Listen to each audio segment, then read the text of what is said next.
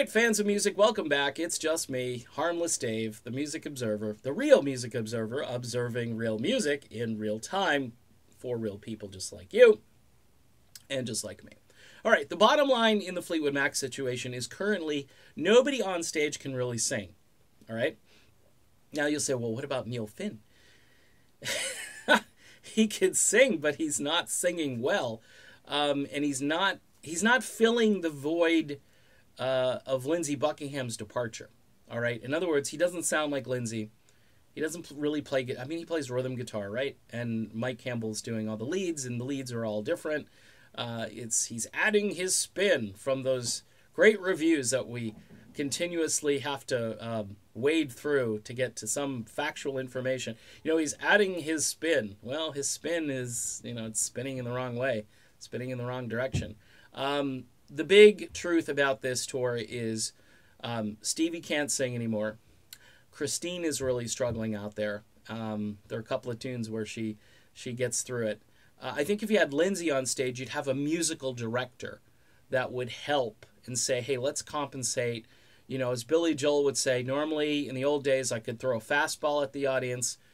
Instead, I have to throw a changeup, throw junk. When pitchers get older, they have to start throwing junk because they don't have the 95-mile-an-hour fastball anymore. And Billy made that great sports reference, and it stuck with me.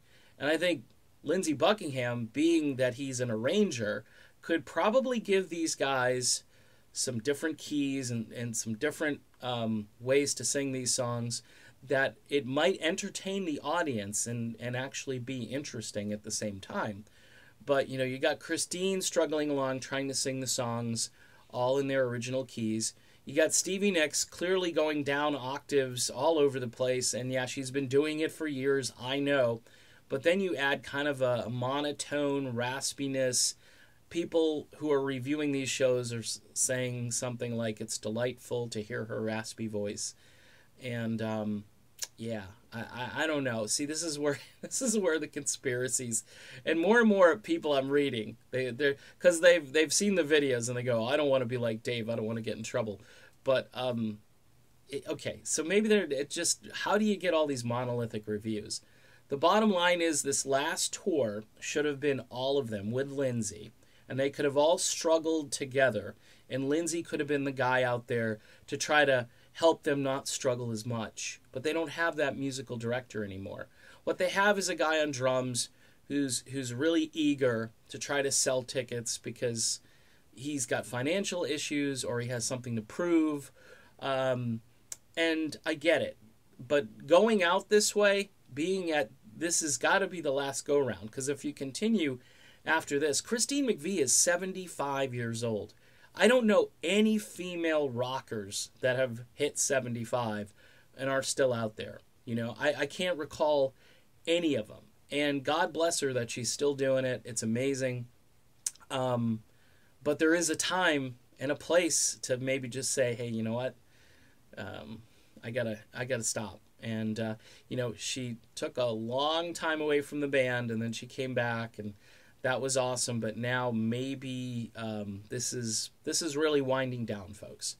So that's my take on this. I think it's the other elephant in the room is that the two female singers can't sing anymore for the most part. And the guy they added to replace Lindsey, he kind of can't sing either. I mean, he can sing, but he's not singing the parts the way we remember. And so you add all of this to the mix, and you've got something that doesn't really sound like Fleetwood Mac anymore. And even though they're trying, and they're trying hard because, again, it's a cultural experience and they want to fill seats, for music fans, it's like, oh, I don't want to see this because I don't want to remember Fleetwood Mac this way. I want to remember them even just a couple of years ago. Would have been, a better place to stop. But money is very powerful. And when you've got a manager who says, yeah, I can make you $12 million, and they go, okay, let's just do it and put our heads down and not worry about what anybody sees, and we'll get good press and all will be well. That's my take. See you soon.